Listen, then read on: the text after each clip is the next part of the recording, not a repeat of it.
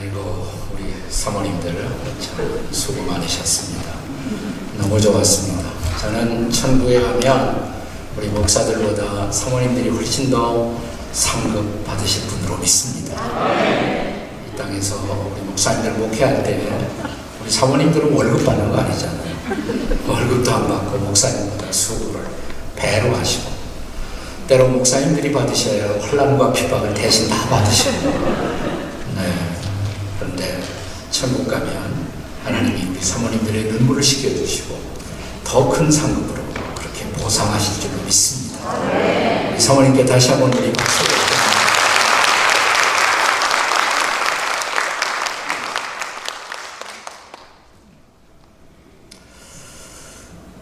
우리가 인생을 살면서 우리가 때로는 글을 쓰게 되고 에세이도 쓰고 또 대학교에 가시면 논문도 쓰시게 됩니다.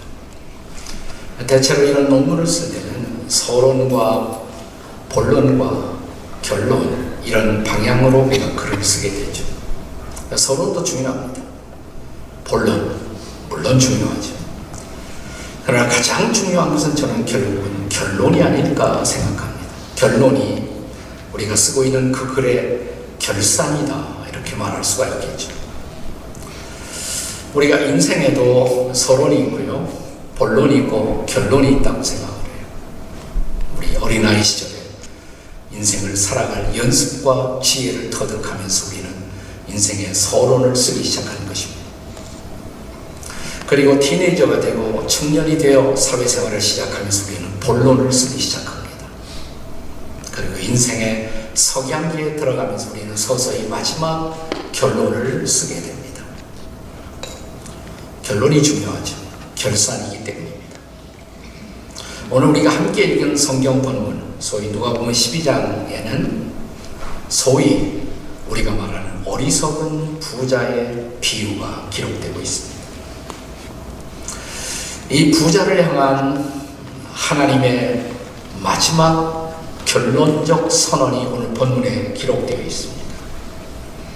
오늘 본문 20절에 보시면 이 어리석은 부자를 불러놓고 하나님이 뭐라고 말씀하시는 거 아니? 하나님은 이르시되 어리석은 자요 라고 말씀하십니다.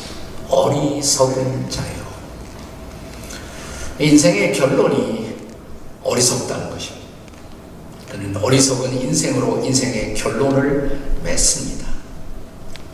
그런데요, 저는 예수님이 말씀하신 이 사람이 오늘 우리 시대에 살았다면 사람들에게 어떤 평가를 받았을까?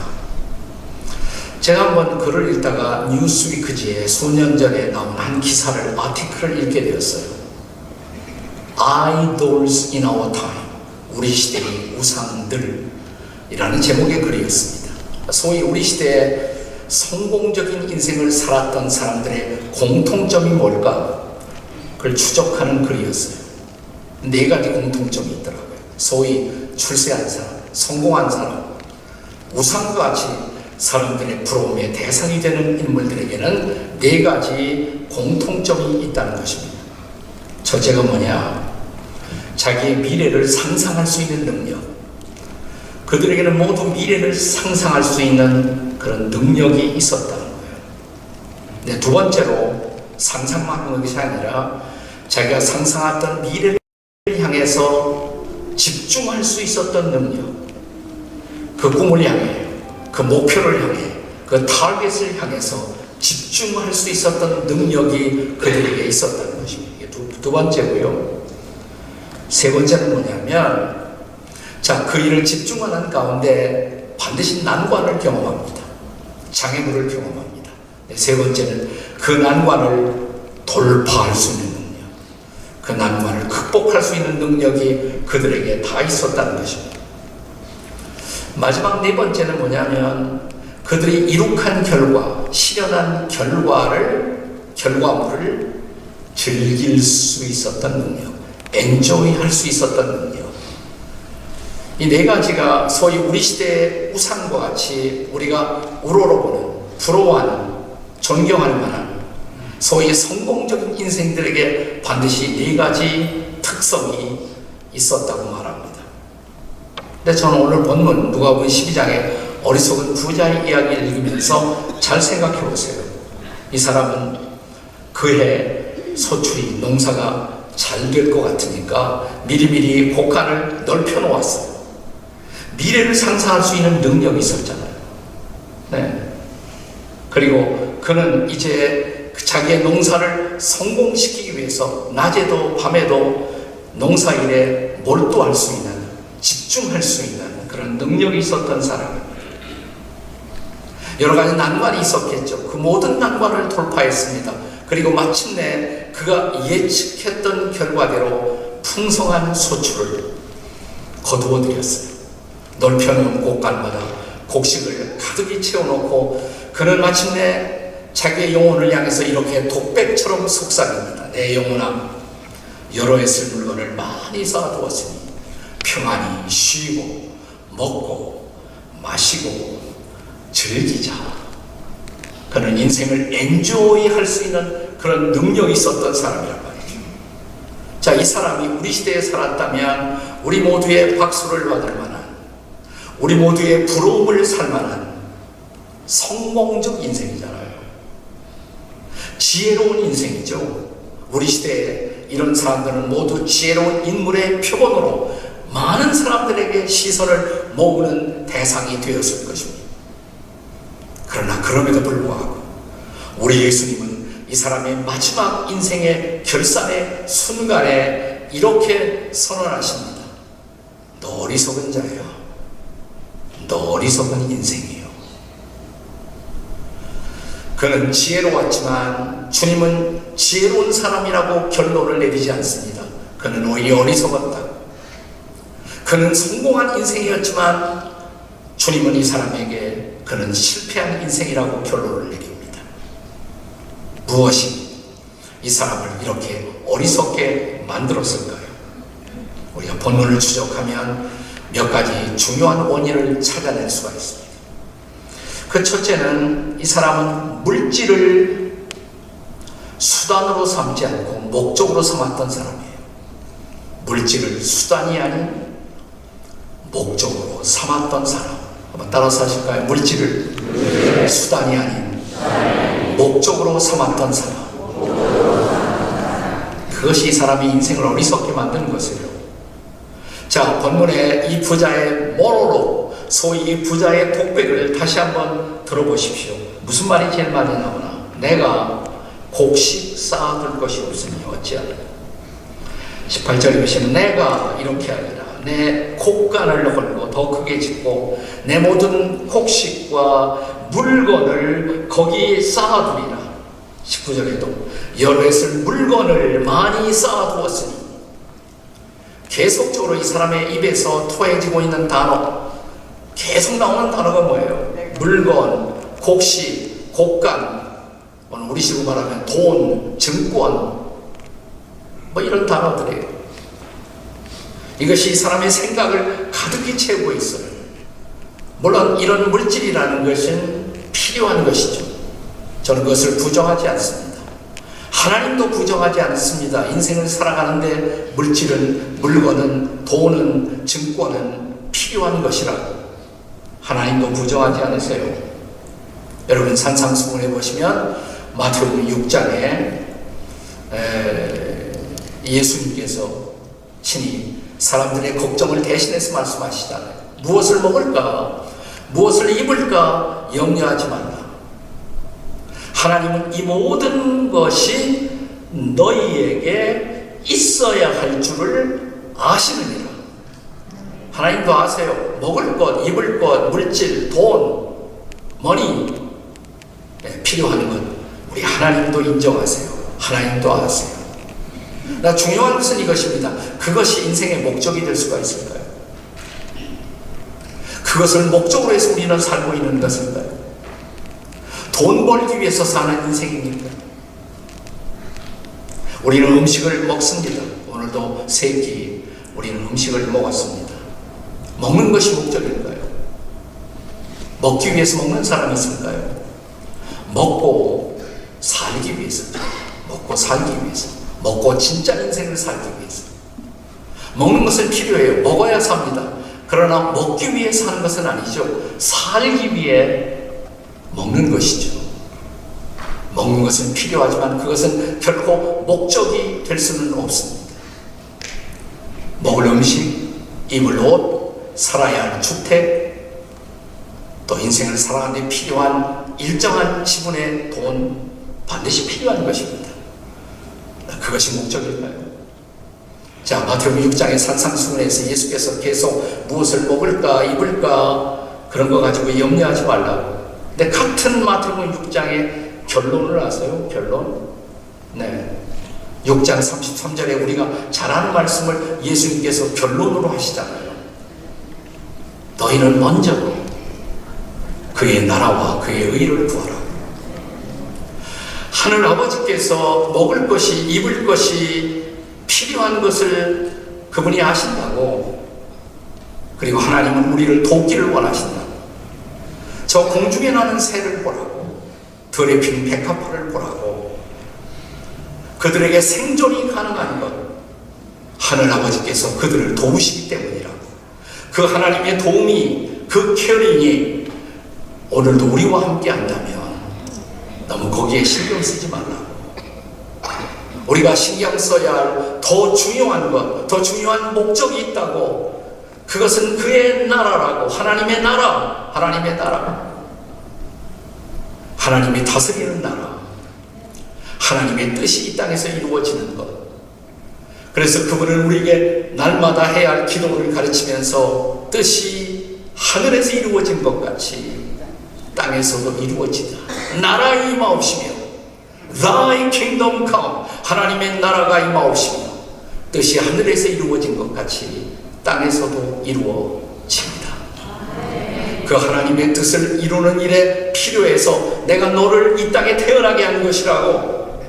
그렇다면 그 뜻을 붙들고 그 뜻을 바라보고 그 뜻이 이루어지는 나라, 하나님의 나라를 바라보며 살 줄 알아야 한다고. 제가 좋아하는 미국에 있었던 옛날 설교가 가운데 조지 트루엣이라는 분이 있습니다. 그분이 이런 말을 했습니다. 제가 참 좋아하는 말인데, 네. 가장 위대한 지식, 이 땅을 살면서 우리가 알아야 할 가장 위대한 지식은 뭘까? 그것은 하나님의 뜻을 아는 것이다. To know the will of God, 하나님의 뜻을 아는 것이다. 그리고 가장 위대한 인생의 업적, 우리가 이 땅에서 성취해야 할 가장 위대한 업적이 있다면 그것은 다른 것이 아니고 하나님의 뜻을 행하는 것이다. 가장 위대한 지식은 그 뜻을 아는 것이고, to know the will of God, 가장 위대한 성취는 그 뜻을 행하는 것이다. To do the will of God, 그분의 뜻을 행하는 것이다. 정말 우리가 그리스도인으로서 하나님을 아버지로 부르는 사람으로 이 땅을 살면서 우리가 주님이 가르치신 기도를 하며 인생을 살다면 Thy kingdom come, 그 나라가 이 땅에 임하고 그의 뜻이 이루어지고, 그리고 그 뜻을 이루는 일에 하나님이 나 같은 사람도 불러서 쓰신다. 이것이 목적이 되어 있는 인생. 나는 여러분이 그런 인생을 살 수 있기를 주의 이름으로 축복합니다. 그렇지 못하다면, 그 뜻을 망각하고 있다면, 그 나라를 바라보지 못하고 있다면, 아무리 물질이 많아도, 아무리 내가 저축해 놓은 것이 많아도, 아무리 내 곳간에 내가 더 이상 쓰지 못할 정도로 많이 쌓여 있어도 하나님은 말씀하십니다. 너 어리석은 인생이에요. 우리 옆에 있는 사람 쳐다보고 제발 어리석지 맙시다 한번 해보세요.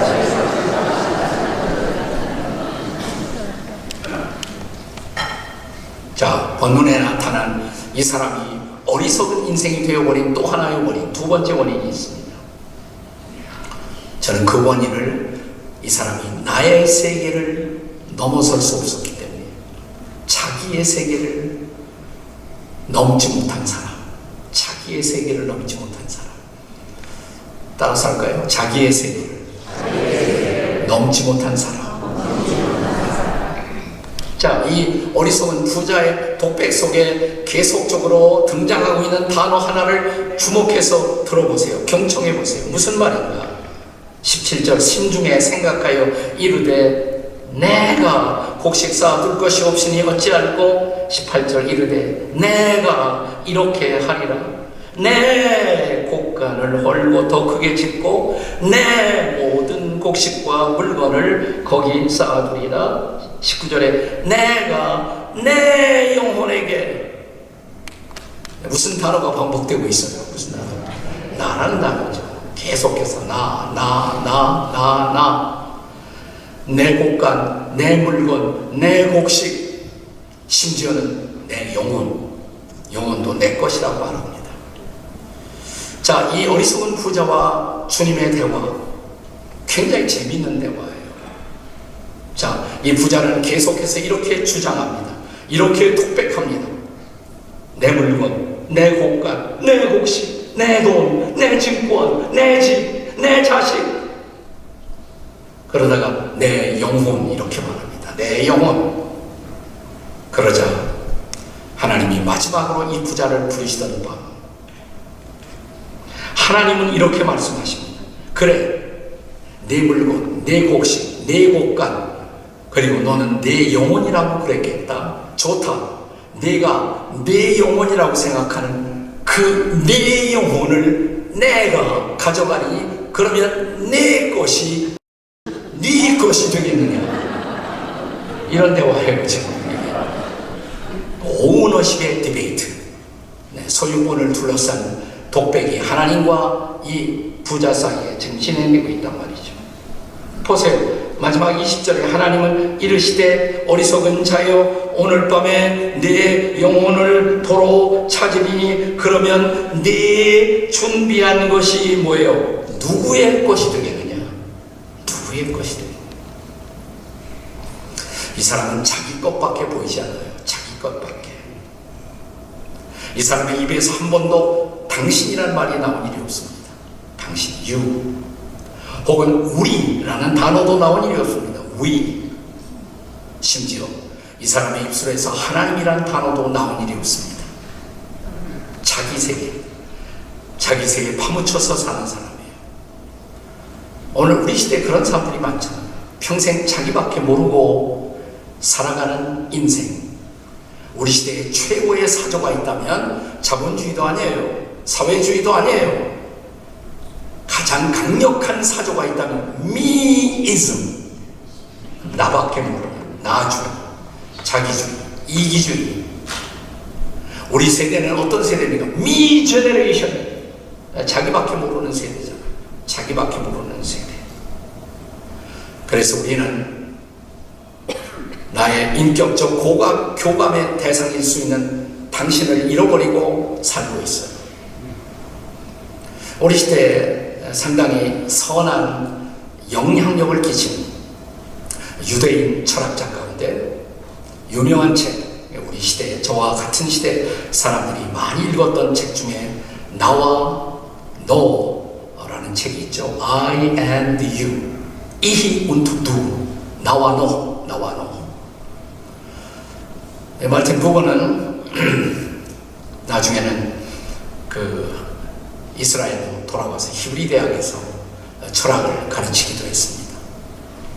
이 책에서 그가 주장하는 핵심은 이것이에요.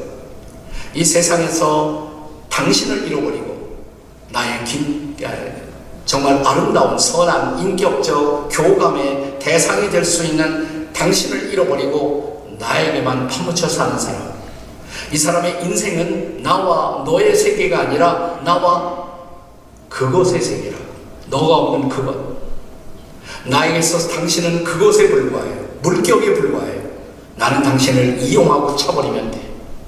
내가 당신을 만나는 이유는 그냥 나의 필요를 위해서 한때 이용하고 그리고 버리는 것이에요. 이용하고 버리는 것이지. 사랑하고 교제하고 즐거워하고 함께 일하고 그게 아니에요. 그냥 일하고 버리는 것이에요. 나와 그것의 세계. 나와 그것의 세계. 그래서 you를 상실하고 있다는 거예요. 당신을 상실하고 있어요. 물론 이유가 더 확장되면 마르틴 부모는 우리는 절대자이신 영원자 너를 알 수 있어야 된다. Eternal Thou, 영원자 너. 하나님, 그분을 바라보고 그분을 알고 그분과 교제하며 살 수 있으면 얼마나 좋을까요? 근데 하나님도 모르고 이웃도 모르는 세대. 이웃은 그냥 이용하고 차버리는 물건 같은 대상, I and it에 전락해버린 세상. 그것이 저와 여러분이 살고 있는 우리 시대의 모습이라는 것이죠. 이 마르틴 부모는요, 유태인이지만 이스라엘에, 물론 유태인으로서 그는 시온주의 운동에 동의해서 자기 이스라엘 땅으로 돌아온 사람이지만 주변의 다른 유대인들과 생각이 달랐어요. 이 땅에서 우리보다 먼저 와 살던 팔레스타인 사람들과의 공존을 주장합니다. 그들과 같이 살아야 한다고. 우리만 살아서는 안 된다고. 그래서 팔레스타인을 돕는 일에 평생 그는 히브리 대학 교수로서 일하면서 애를 썼어요. 마지막 마르틴 부모는 죽을 때 자기 유산을 남기면서 그 모든 유산을 아랍 학생들의 장학금으로 써달라. 아랍 사람들은 우리가 적대해야 할 대상이 아니라고, 우리와 더불어서 이 땅에서 함께 살아야 할 대상이라고. I and you. 우리에게는 당신이 필요한 것입니다. 그들과 더불어 사는 것은 얼마나 중요한 것인가요? 우리 옆에 사람 쳐다보시면서 저에게는 당신이 필요합니다. 한번 해보시죠. 저에게는 당신이 필요합니다. 그리고 악수도 하시면서 우리 함께 잘 살아봅시다. 함께 잘 살아봅시다. 그때 비로소 우리는 나라는 세계를 넘어서게 됩니다. 자기만의 세계, 자기만의 우물에서 벗어나서 보다 넓은 인생의 지평을 바라보고 살아갈 수가 있단 말이죠. 나 그거 가지고 안 돼요. 한 가지가 더 필요한 것이 있어요. 세 번째는 영적인 부요의 중요성을 망각하지 말아야 합니다. 영적인 부요의 중요성. 이 사람이 잘 산 것 같지만 마지막 하나님으로부터 어리석은 인생의 결론, 그 판정을 받을 수밖에 없었던 중요한 원인, 영적 부요의 중요성을 망각한 때문입니다. 오늘 본문의 마지막 구절을 다시 한번 들어보세요. 자, 예수님이 이 어리석은 부자의 비유를 말씀하시면서 마지막 결론 21절 지금 스크린 나와 있으니까 한번 다 같이 다시 읽죠. 시작. 자기를 위하여 재물을 쌓아두고 하나님께 대하여 부유치 못한 자가 이와 같으니라. 자기를 위해서는 열심히 살았어요. 자기를 위해 재물을 쌓았어요. 그런데 하나님께 대하여 부유함이 없었어요. 이 사람의 인생 속에서 하나님은 존재하지 않았습니다. 존재할지라도 그냥 형식적으로만 존재했을 거예요. 자, 하나님을 믿는다고 교회도 나오지만 실제로 인생의 중요한 결정을 할 때는 하나님을 전혀 망각하고 사는 소위 교인들도 사실 적지 않습니다. 우리가 하나님을 믿지 않는 사람들을 소위 무신론자라고 말하죠. 에이티스트, 무신론자. 그런데 무신론에도 종류가 많이 있어요. 무신론자에 이런 무신론도 있습니다. 실천적 무신론도 있어요. Practical Atheism. 실천적 무신론자는 교회에 나오는 사람일 수가 있어요. 실천적 무신론자는 교회의 직분자일 수도 있어요. 실천적 무신론자는 심지어 교회의 지도자일 수도 있어요. 근데 이 사람이 인생의 중요한 결정을 할 때 보니까 하나님이 고려되지 않아요. 하나님 없이 결정을 해요. 자식들 대학 보낼 때는 기도하고 하나님과 의논하고 뭐 이런 절차 없이 자기 아들이 딸이 어떤 결정을 하면 너 그런 공부해서 먹고 살겠니? 하나님은 어디 있어요? 내 자녀의 중요한 결정에 있어서 하나님은 어디에 계십니까? 비즈니스를 시작하면서 이거 하면 좀 모를 것 같아. 여러분의 하나님은 어디에 계십니까? 버리기 위해서 그 비즈니스 하시는 거예요. 실제로는 무신론자나 다름이 없어요. 부부싸움 할 때 보니까 하나님 없이 막 싸워요. 하나님 있으나 마나. 이게 실천적 무신론자란 말이죠. 이런 사람들 얼마나 많아요. 자, 그런데 오늘 본문에서 예수님 말씀하십니다. 사람이 가장 어리석은 인생은 뭐냐? 하나님께 대하여 부요하지 못한 인생. 하나님께 대하여 부요하지 못한 인생. 영적인 부요의 비밀을 모르는 사람. 그냥 돈 조금 벌고 좀 몸뚱이 편하게 굴리고 살다가 끝나는 거. 그게 여러분의 인생이에요? 그것이 여러분이 추구하고 있는, 우리가 추구하는 인생이란 말입니까? 그런 사람들을 향해서 주님은 오늘 밤 우리에게 말씀하십니다. 어리석은 자요 라고 말씀하십니다. 어리석은 자요. 자, 우리가 영적인 부요의 인생을 살려면 먼저 하나님 앞에 우리의 영혼을 상환할 준비가 되어 있어야 돼요. 하나님이 내게 주신 영혼, 하나님이 주신 몸, 주신 영혼 빌려서 한평생 살다가 하나님이 그만 살라고 우리를 부르신다면 그때 우리 육체는 흙으로 돌아갈 것이고 우리의 영혼은 하나님께로 다시 돌아갈 것이잖아요. 그 준비가 되어 있느냐 이 말이에요. 그 준비가. 자, 오늘 본문 20절에서 하나님은 이 어리석은 사람을 향해서 어리석은 자요. 그리고 그 다음에 이렇게 말씀하십니다. 오늘 밤에 내 영혼을 도로 찾으니, 내 영혼 도로 찾아가겠다는 거예요. 우리 영혼을 그때 돌려드릴 준비가 되어 있습니다. 내 영혼을 다시 주님 앞에 돌려드릴 준비. 만약 영혼을 주 앞에 돌려드릴 준비가 되어 있지 않다면 어떻게 되는 거예요? 육체는 흙으로 가겠지만 그 영혼은 어디로 가겠습니까? 성경은 이 준비되지 않은 영혼의 마지막 종말이 불꽃이 타오르는 불못이라고, 지옥이라고 말합니다. 오늘 아침에 저는 이 자리에서 목회자들과 목회자 세미나를 같이 했어요. 그런데 수년 전에 제가 일본에서 일본 목회자들을 위한 세미나를 인도한 적이 있습니다. 일본의 벳부라는 곳이 있죠. 벳부. 온천지대입니다. 여기서 일본 목회자들 한 300명 조금 넘는 분들이 모여서 목회자 세미나를 하면서 제가 강사로 초빙을 받아서 가서 며칠 보낸 적이 있습니다. 근데 그 세미나 중에 일본 목회자들의 중요한 토론의 주제 중에 하나가 뭐냐면 일본 교회는 왜 전도하지 않는가? 그리고 특별히 한국 교회 비교하면서 한국 교회는, 한국 교인들은 그래도 열심히 전도하는데 왜 일본 교인들은 도무지 전도하지 않는가? 그걸 일본 목회자들이 토론을 하시더라고요. 근데 결론이 뻔하더라고요. 결론이. 전 그럴 줄 알았는데 마지막에 나와서 발표하는 거 이렇게 들어보니까 결론이 뻔해요. 일본 사람들은 지극히 다른 사람들에게 이웃에 대해서 민감하잖아요. 아주 센시티브해요. 예절에 민감하고. 그래서 이웃들에게 폐해 끼치지 않는 것이 일본 사람들의 최고의 미덕이잖아요.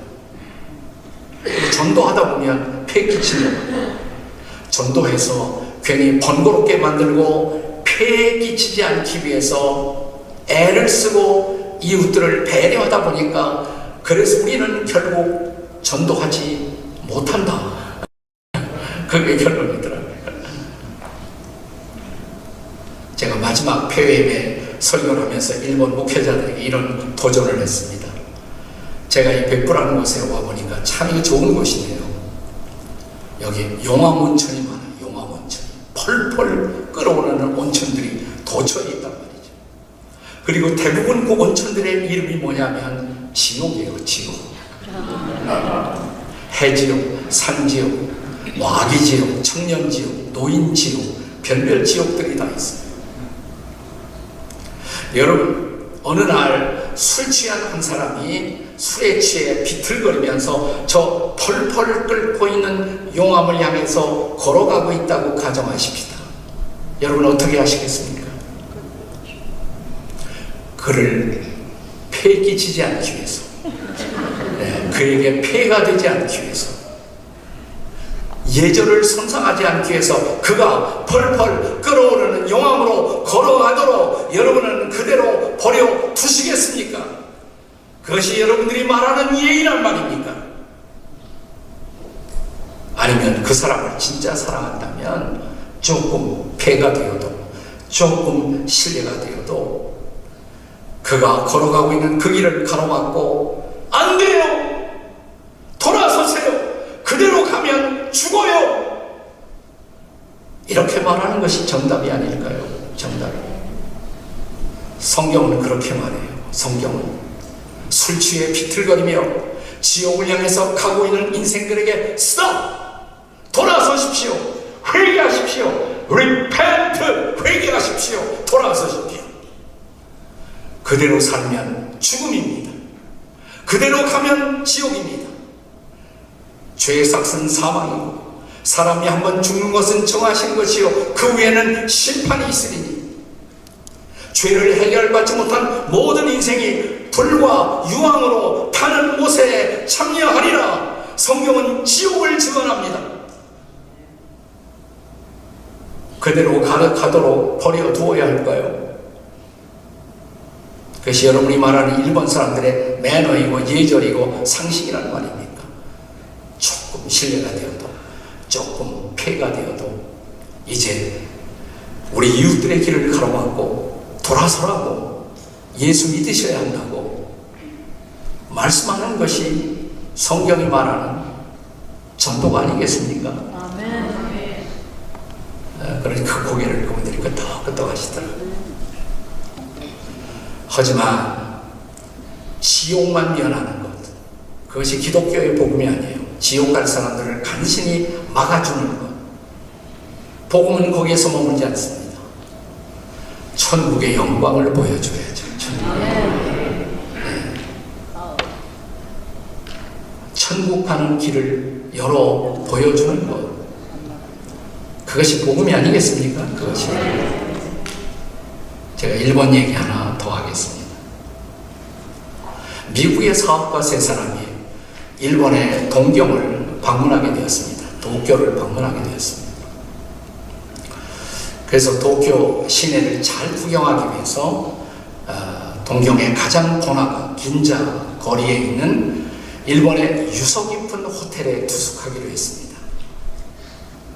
도쿄 임페리얼 호텔, 국제 호텔. 아주 유서 깊은 그런 호텔이죠. 저 관동 대지진 때도 그 지진을 견디도록 그렇게 설계된 좋은 호텔입니다. 꽤 비쌉니다. 저는 이곳에 가서 자지는 못하고 커피만 몇 번 먹었습니다. 들어가서. 임페리얼 호텔. 30층이에요, 30층. 미국의 새 사업가는 긴자 거리를, 동경의 야경을 잘 감상하기 위해서 미리미리 30층에 투숙을 예약했어요. 맨 꼭대기층에. 그리고 진짜 일본으로 날아와서 동경 국제 호텔에 30층에 투숙을 하도록 이제 체크인을 했습니다. 그리고 저녁 시간에 좀 세 사람이 자 이제 긴자 거리로 나와서 우리 구경을 좀 잘 해보자 여러분들. 이곳저곳 다니면서 구경도 하고 또 맛있는 저녁 식사도 하고. 다니다가 세 사람이 호텔로 돌아오면서 이런 얘기를 합니다. 야, 우리가 호텔에 돌아와서 우리 방 30층에 가서 이 밤거리를 내려다보면 야경이 정말 멋있겠지. 자, 그런 기대를 갖고 호텔에 딱 도착했는데 호텔에 왔더니 사고가 났어요. 무슨 사고가 나냐면 전기가 나갔어요. 전기가 나갔어요. 엘리베이터가 가동하지 않아요. 네.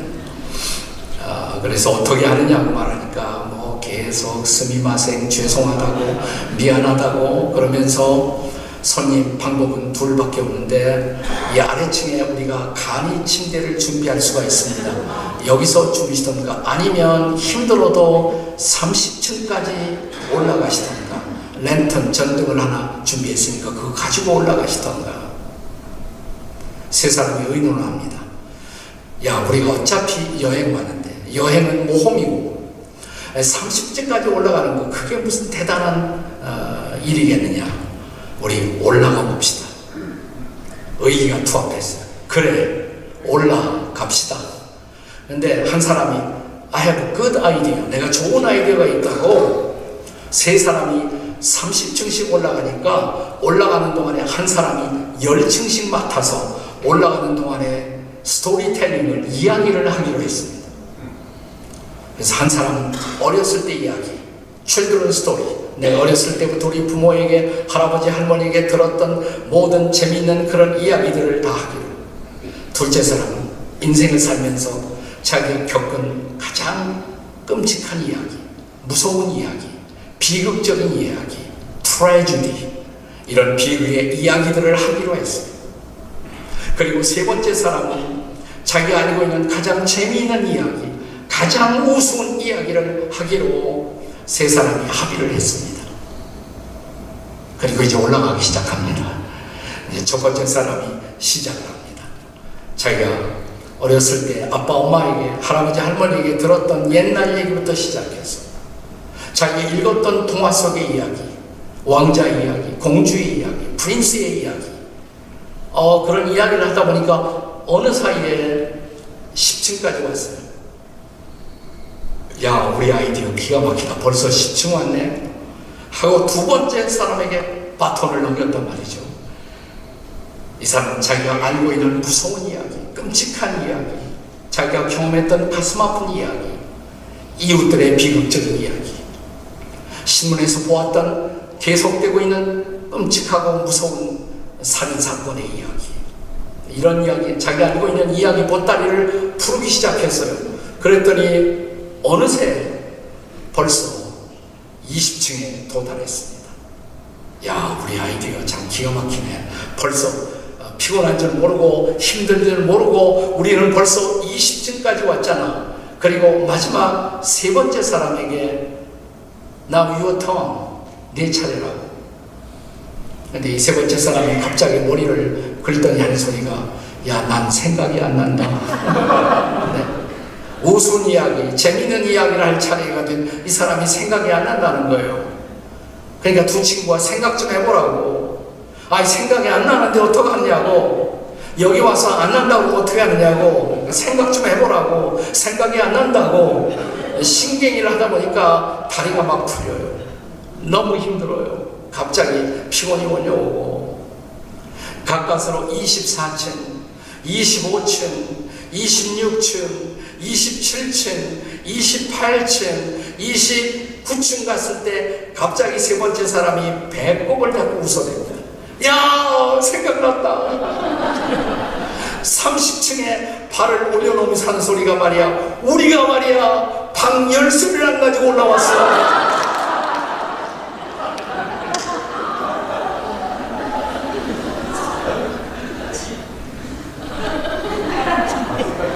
여러분, 그게 인생이 아니에요. That's what the life is all about. 인생이 그런 거죠. 어린 시절 우리는 꿈만 공주와 왕자의 시절처럼 부모의 사랑, 할아버지, 할머니의 사랑을 받으면서 우리는 인생을 시작했어요. 그리고 살아가면서 우리는 희극과 비극, 비극과 희극을 경험하고 좋은 일, 슬픈 일, 아름다운 일, 부끄러운 일, 인생의 여러 가지 경험을 하다가 어느새 우리는 인생의 마지막 스텝, 우리의 마지막 숨결을 불어내야 할 마지막 순간 앞에, 그리고 우리 앞에 전개되고 있는 무한한 영원, 영원한 세계, 영원한 천국 앞에 도착했을 때 사랑하는 여러분, 열쇠 준비되셨습니다. 천국 문을 열 수 있는 열쇠 말이에요. 제가 우리 목사님들하고 오늘 아침에도 얘기했습니다. 제가 은퇴 후에 은퇴 사역지로 준비했던 것이 경기도 가평에 오시면 필그림 하우스라고 있어요. 필그림 하우스. 한국에 오시면 뭐 괜히 돌아다니지 말고 그런 데 한번 오세요. 우리 필그림 하우스에 오시면 필그림 프로그레스 철로역정 순례 공원이 있습니다. 세계에서 하나밖에 없는 철로역정 순례 공원이 있고 순례 길이 있습니다. 여러분, 존 버년의 철로역정의 스토리, 그 스토리가 뭐예요? 우리 옛날 우리 선배들을 번역할 때 본래 이 사람이 살던 도시가 장망성, 장차 망할성, 본래는 City of Destruction, 멸망의 도시. 이 도시에 살던 이 사람이 어느 날 성경 말씀을 통해 복음을 들어요. 복음을 듣고 자기 마음속에서 이런 울부짖음이 나오기 시작합니다. 내가 어찌하여야 구원을 얻으리까? What shall I do to be saved? 내가 어찌하여야 구원을 얻으리까? 이 중요한 질문이에요. 우리는 지나간 3년 반 동안 소위 팬데믹 코로나를 지나면서 계속 인류는 이런 질문을 했어요. How to be safe? 어떻게 안전하게 될 것인가? 근데 가장 중요한 질문을 망각하고 있었어요. 안전보다 더 중요한 How to be saved? 어떻게 우리는 구원될 것입니까? 마지막 내 숨결을 삼키는 그 순간, 내 육체가 흙으로 돌아가는 그 순간 내 영혼은 어디로 갈 것입니까? 천국문 앞에 서서 그 천국문을 열 수 있는 준비되어 있을까요? 그런데 철로역정에 보시면 무지라는 친구가 등장인물 가운데 ignorance. 무지라는 인물은 자기는 사실 아무것도 모르는데 자기는 다 안다고 생각합니다. He thinks he knows everything. 이게 무지예요. 다 안다고 생각합니다. 그리고 순리자들에게 코칭해. 그리로 가지 말라고, 이리로 가야 한다고. 철로역정의 1권의 마지막 스토리는 뭐냐면 크리스찬 천사들의 영접을 받으면서 천국문으로 들어갈 때 이 이그노런스, 무지라는 친구는 무적행의 지옥 속으로 그 앞에서 굴러들어져요. 열쇠가 없었어요. 천국문을 열 수 있는 열쇠가 없었어요. 그 열쇠는 무엇입니까?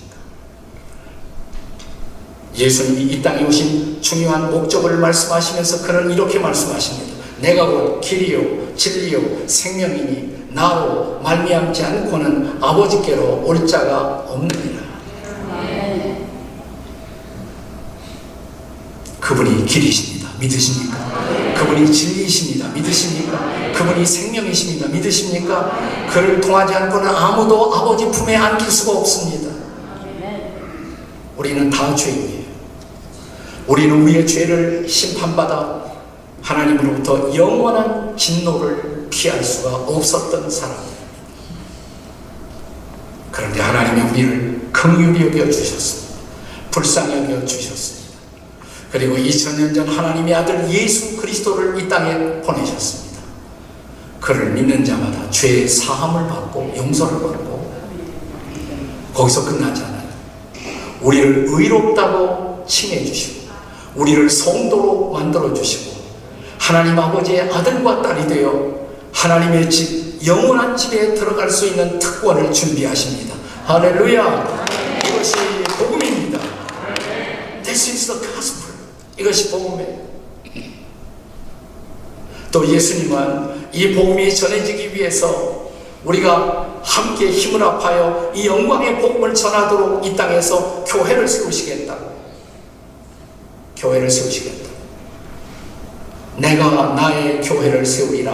I will build my church. 나의 교회를 세우리라. 그 교회는 음부의 권세가 이길 수가 없다. 흔들 수가 없다. 지옥의 권세가 흔들 수 없는 교회예요. 그 교회를 반석 위에 세우시겠다. 반석. 그 반석이 뭘까요? 예수님이 베드로에게 말씀을 하셨어요. 가톨릭에서는 그것이 바로 초대 교황인 베드로를 뜻한다. 베드로 위에 교회를 세웠다.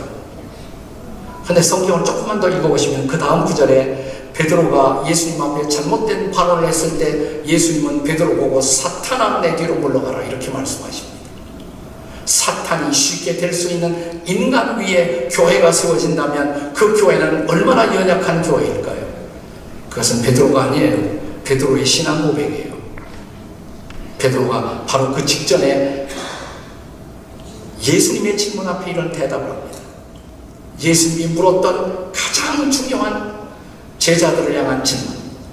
이것은 3년 동안 제자들과 시간을 보내신 예수님의 마지막 제자 훈련학교 졸업시험이에요. 두 가지 질문을 했어요. 하나는 뭐냐면 사람들은 나를 누구라고 하지? 이 세상에 살고 있는 사람들은 나를 누구라고 하느냐? 많은 대답이 나왔어요. 세례 요한, 선지자, 예레미야, 우리 식으로 말하면 4대 성인의 한 사람, 위대한 휴메니테리안. 자, 그래, 사람들은 나를 그렇게 생각한다고 하자. 3년 동안 나와 더불어 같이 있었던 너희들, 나와 같이 기도하고 내 기적을 보았고 내 말씀을 들었던 너희들은 나를 누구라고 하느냐? 그때 베드로가 대답하잖아요. 뭐라고요? 다 같이 주는 곧 그리스도시요 살아계신 하나님의 아들이십니다. 핵심은 이거예요. 주님이 그리스도이십니다. 주님이 그리스도이십니다. 근데 이 베드로의 대답을 듣고 성경에 보면 그때처럼 예수님이 좋아하신 적이 없어요. 시몬아, 이건 네가 스스로 깨달은 것이 아니다. 하늘 아버지가 너에게 알게 한 것이다. 내가 이 반석, 너의 신앙 고백 위에 나의 교회를 세우리라. 어떤 신앙 고백이에요? 예수님 당신이 그리스도이십니다. 예수님이 그리스도이십니다. 제가 목회하면서 저는 이런 질문을 숱하게 많이 했어요. 너무 중요하기 때문에. 여러분, 예수님의 이름이 뭡니까? 예수님의 이름이. 좀 질문이 어색하잖아요. 이상하고. 네. 정답은 예수예요. 예수님의 이름은 예수예요. 근데 이렇게 대답하는 사람이 있어요. 예수 그리스도. 그건 예수님의 이름이 아니에요. 자, 그리스도는 예수님의 이름이 아니라는 거예요. 그리스도는 뭐냐? 타이틀이에요. 타이틀. 네. 자, 저를 가리킨 사람들이 이동원 목사 이렇게 말합니다. 목사가 제 이름입니까? 아니에요. 목사는 제 이름 아니에요. 제 이름은 이동원이에요. 목사는 타이틀이에요. 타이틀. 직업입니다. 타이틀. 우리가 예수 그리스도라고 말할 때 그리스도는 타이틀이에요. 그리스도의 뜻이 뭐예요? 기름 부음을 받으신 자. Anointed one. 기름 부음을 받으신 자. 구약에 보면 어떤 자리에 취임할 때 기름 부음을 받고 양의 뿔 거기다 기름을 채워서 기름을 붓고 그 자리에 취임하는 종류의 사람, 세 가지 종류의 사람이 있었잖아요. 누구예요? 왕, 선지자, 제사장. 왕과 선지자와 제사. 구약의 가장 중요한 세 가지 직업이라고 할 수 있어요. 왕은 다스리는 자. 왕이 될 때 기름 부음을 받아요. 근데 구약의 역사는 끊임없이 왕들에 대해서 실망하는 역사잖아요. 그래서 그들은 기다립니다. 사람이 세우는 왕이 아니라 어느 날 하나님이 직접 기름 부어 세우실 왕, 그분을 기다려요. 선지자. 구약의 역사는 수많은 거짓 선지자들이 계속 일어나요. 그래서 그들은 기다립니다. 하나님이 직접 기름을 부어서 세우실 그 선지자, the prophet. 하나님이 직접 세우실 선지자. 그래서 우리의 모든 미래를 가르쳐 주시고 그 미래를 향해서 인도에 가실 수 있는 그 선지자. 그 선지자를 기다려요. 제사장. 제사장은 백성들의 죄를 대신해서 제사를 드리는 사람이에요. 근데 구약의 모든 제사장은 불완전해요. 그래서 자기를 위한 제사를 먼저 드리지 않으면 안 될 불완전한 제사장. 그래서 구약의 사람들은 기다립니다. 하나님이 직접 기름을 부어서 세우실 하나님과 인간 사이에 완벽한 중보자가 될 수 있는 그 대제사장을, 그것이 바로 그리스도를 기다린다. 메시아를 기다린다는 의미예요. 그 메시아를 기다렸잖아요. 그리스도를 기다렸잖아요. 메시아와 그리스도는 또 똑같은 뜻이란 말이에요. 다른 뜻이 아니라 메시아가 그리스도란 말이죠. 하나님이 기름 부어서 우리의 왕이 되고 우리의 선지자가 되고 우리의 제사장이 될 수 있는 그런 어떤 분을 기다리고 있었단 말이죠. 그런데 드디어 지금 베드로가 대답한단 말이죠. 예수님, You are the Christ. 당신이 바로 그 그리스도이십니다. 당신이 바로 우리가 기다려왔던 그 그리스도, 그 메시아이십니다. 이게 정답이죠. 이게 예수님이 그리스도이십니다. 예수님이 나의 왕, 나를 통치할 수 있는, 공평과 정의로 나를 다스릴 수 있는 나의 왕, 나의 선지자, 나의 영원한 미래로 나를 인도해 줄 수 있는 분, 나의 제사장, 내 죄 문제를 완벽하게 해결할 수 있는 분, 예수님이 나의 메시아, 나의 그리스도. 그 말을 우리 시대는 바꿔서 이렇게 말합니다. 왕, 선지자, 제사장 개념이 어려우니까 이 세 가지 개념이 다 들어있는 단어를 예수님은 나의 구주요 주님이십니다. My Savior, My Lord, 나의 구주요 나의 주님이십니다. 그분은 나를 구원만 할 뿐 아니라 나의 주인이 되어 나를 다스리고 나를 통치하고 나를 인도할 수 있는 분, 예수님 당신이 나의 구주 나의 주님이십니다. 그 말을 바꿔 말하면 예수님 당신이 그리스도이십니다. 아멘. 예수를 그리스도로 믿는 사람이 그리스도인이에요. 아멘. 예수를 그리스도로 발견하는 발견, 최대의 발견이에요. 그 순간 우리는 그리스도인이 되는 거예요. 교회만 나온다고 그리스도인이 되는 게 아니라 예수를 그리스도로 발견하고 믿고 예수를 그리스도로 마음에 영접하고 그분을 구주와 주님으로 고백하는 사람이 되셨습니까? 아멘. 이것이 복음이에요. 이것이 복음이에요. 그러니까 예수 그리스도 이름만 이해하면 그 기독교가 다 들어가 있어요. 그 안에 다 들어가 있어요. 그 순간 그리스도인이 되고 그 순간 우리는 죄사함을 받고 그 순간 우리는 그분이 주님 되신 그분의 놀라운 인도를 받기 시작하고 그리고 그분은 우리를 천국으로 인도하시고 우리를 위해서 천국에 도착하는 그 순간 그 문을 열어주시고 왜? 예수 그리스도가 길이요 진리요 생명이시기 때문에 그분이 열쇠이십니다. 천국의 열쇠이십니다. 그분이 바로 우리의 유일한 구원의 중보자가 되십니다. 이 놀라운 복음을 받아들이셨습니까? 오늘 밤 내 영혼을 도로 찾으리니. 하나님께서 오늘 밤 여러분의 영혼을 불러가신다면 어디 가세요? 천국 가세요? 확실하십니까 정말? 그게 확실하십니까? 저는 기성교회가 이것을 확실하게 제대로 가르치지 않았기 때문에 성행하는 이단이 바로 구원파라는 이단이에요. 구원받았느냐고 거듭나느냐고 물어보면 쩔쩔매요. 이게 쉬운 대답 하나 제대로 못해요. 그래서 그들의 먹이가 된단 말이에요. 구원파의 먹이가. 구원파가 구원받았냐고 물은 건 잘못 아니에요. 그 질문은 맞아요. 그 질문은 필요한 질문이에요. 중요한 질문이에요. 근데 자기들만 구원받고 기성교회는 구원이 없는 것처럼 생각하는 이게 독선이고 이게 잘못이죠. 그리고 구원에 이르는 믿음을 자기들 식의 특별한 깨달음으로 가르치는 것, 그것이 잘못이지 구원 받으냐 묻는 것은 절대로 잘못이 아니란 말이죠. 구원 받았습니까? 오늘 밤 하나님이 여러분의 영혼을 불러가신다면 어디로 가세요? 둘 중에 하나예요. 천국 아니면 지옥이에요. 오늘 밤 나는 여러분들이 하나님 앞에 이 정직한 질문 앞에 대답할 수 있기를 바랍니다. 주님이 오늘 밤 여러분을 부르신다면 나는 어디로 갈 것인가? 기도하시겠습니다. 같이 기도하시겠습니다.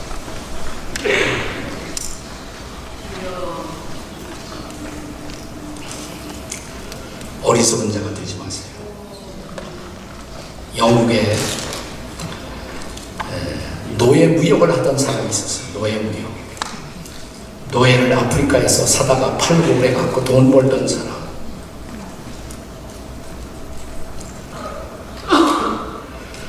근데 이 사람이 어느 날 자기가 노예가 됐어. 자기도 노예를 사고 팔다가 자기도 노예가 돼서 팔림을 받았어요. 근데 어느 날 노예 손에서 그가 포로가 되어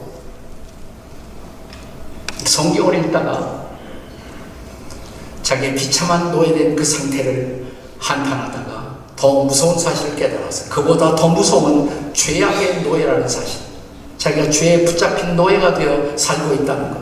해야 할 것은 하지 못하고 하지 말아야 할 것은 하고 죄에 끌려다니며 마침내 하나님의 심판과 진노를 피할 수 없는 인생.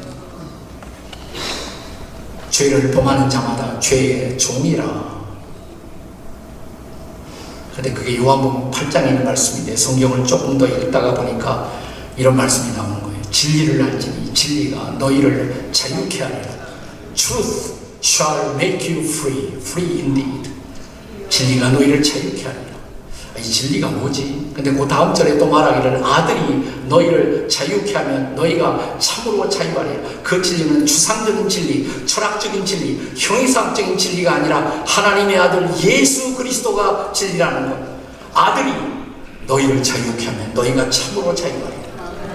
하나님의 아들 예수님이 우리를 자유케 하기 위해서 그가 십자가에 가셨다고, 그가 거기서 보혈을 흘려 피를 흘리고 돌아가셨다고. 그를 믿는 순간 그분은 우리의 죄를 씻으시고 우리에게 새로운 생명, 영원한 생명을 그분은 선물로 주신다고. 그 순간 그는 자유를 얻습니다. 죄에서 풀려나 새로운 생명을 받아들이고 하나님의 자녀가 된 놀라운 기쁨을 마음에 누리면서 그가 만들었던 찬송을 우리가 지금 부르고 있잖아요. Amazing Grace. 나 같은 죄인 살리신 주 은혜 놀라워. 잃었던 생명 찾았고 광명을 얻었네. Once I was blind. 나는 한때 눈이 멀었으나 But now I see. 내가 지금은 보는도다. 하나님의 아들 예수를 보고 그분이 나의 구주와 주님임을 고백하면서 그분을 따라가는 새로운 인생. 우리 잘 아는 찬송이니까 한번 기도하는 마음으로 불러봐요. 나 같은 죄인 살리신 다 같이. 나 같은 죄인 살리신 주 은혜 놀라워.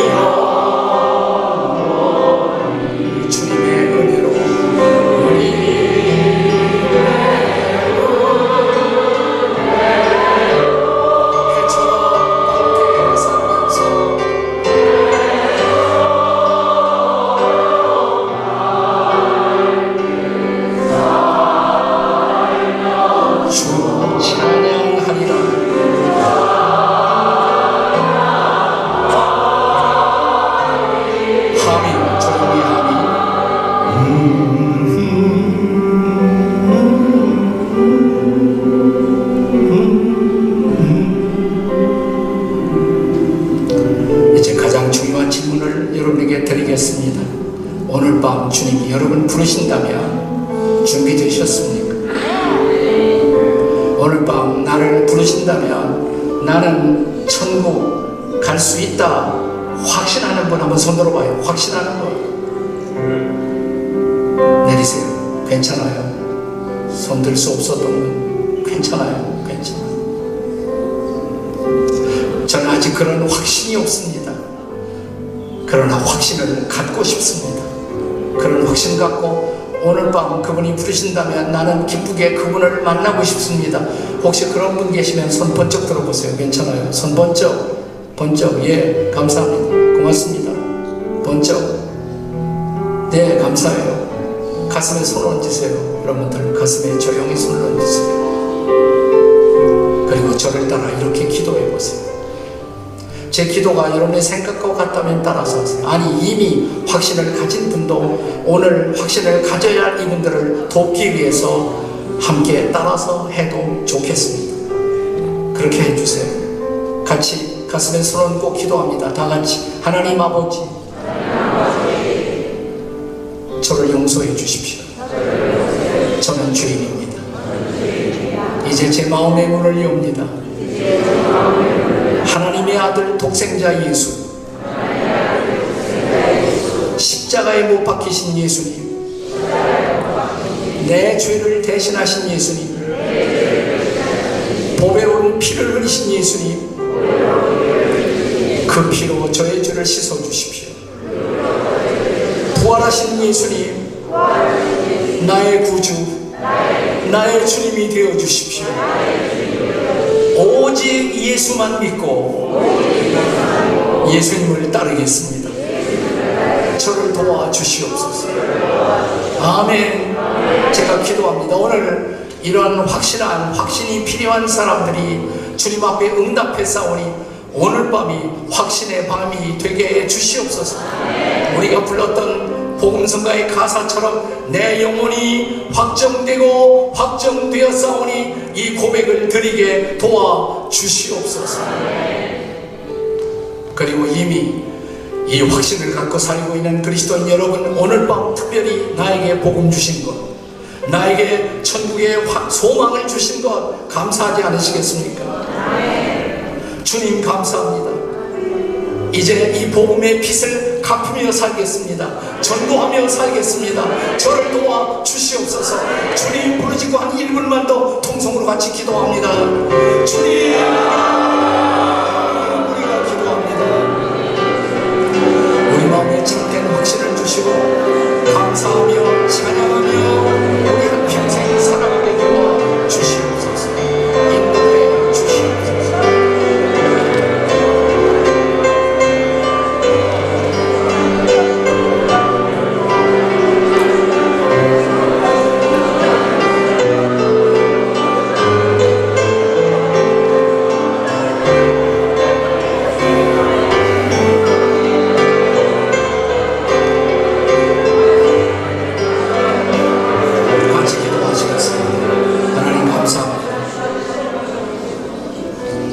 어리석은 인생 되지 않게 도와주십시오. 참으로 지혜로운 인생, 하나님을 경외하는 인생, 하나님을 높이는 인생, 그리스도를 따르는 인생 되게 해 주시옵소서. 아직도 어리석은 자리에 있는 수많은 사람들에게 복음을 전하는 우리 모든 그리스도인들, 우리 모든 교회가 되게 해 주시옵소서. 예수님의 이름으로 기도합니다. 아멘.